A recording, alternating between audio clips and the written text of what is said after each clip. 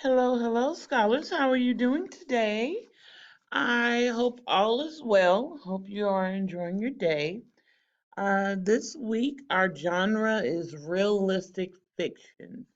So basically, what that means is that the story is not true, but because it's realistic fiction, it can totally happen in real life. Okay.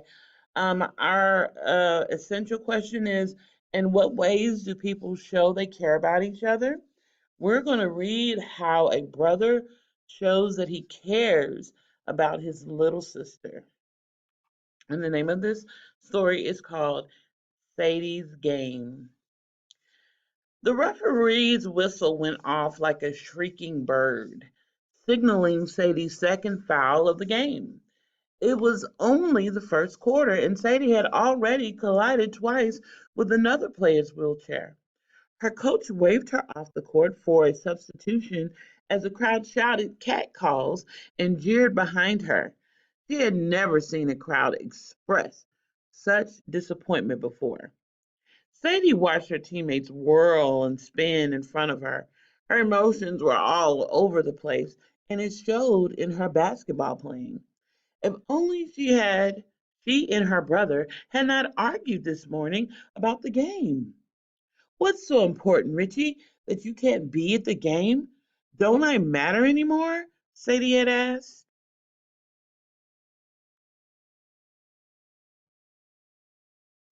Richie was Sadie's whole world, and they both loved sports, especially basketball. Sadie loved to play before her accident, and it was Richie who had taught her to play again afterward. There had been days when she did not want to get out of bed, and he would coax and bully her until she got up. He even borrowed a wheelchair. Let's see if I can make this bigger. Okay, much better. He even borrowed a wheelchair himself to help her learn to play the game all over again. Together, they would roll across the courtyard, zipping and zooming past and dribbling all day long. But lately, Richie preferred to hang out with his new high school friends. Sadie would watch through the window as Richie polished every little nook of his new car. He was as fussy as a mother cat cleaning her kittens. When he drove away, Sadie would keep staring out the window, tears clouding her eyes. Mama was her sun.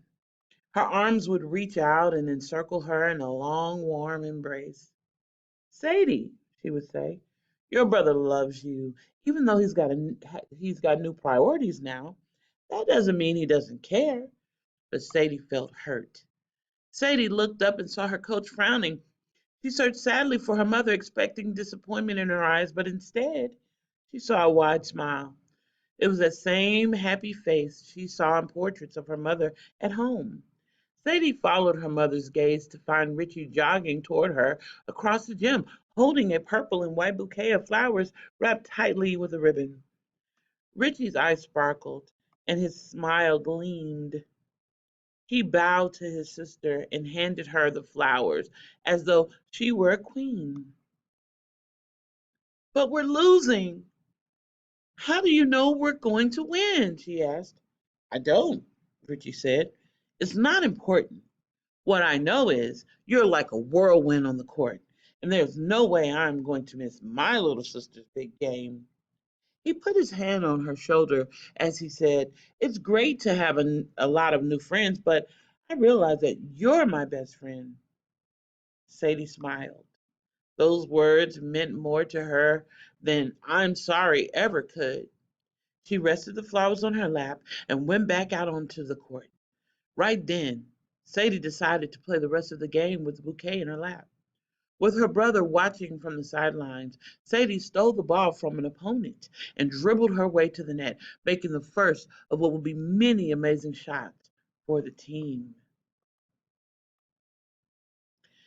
All right, that's the end of the story. You guys will see this uh, in class. This is a graphic organizer.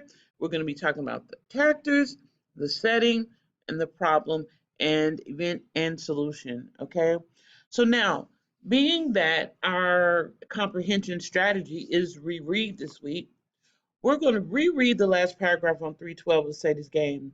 Now visualize how Richie looks as he jogs to Sadie. What words in the text help you picture the scene? As you read, remember to use the strategy, visualize. Okay, you remember we did the visualize activity about the purple elephant or the purple cat or something like that, and it turned out to be a purple crocodile. That's what visualizing is. For some people, it helps to close your eyes and imagine. Okay, use your imagination.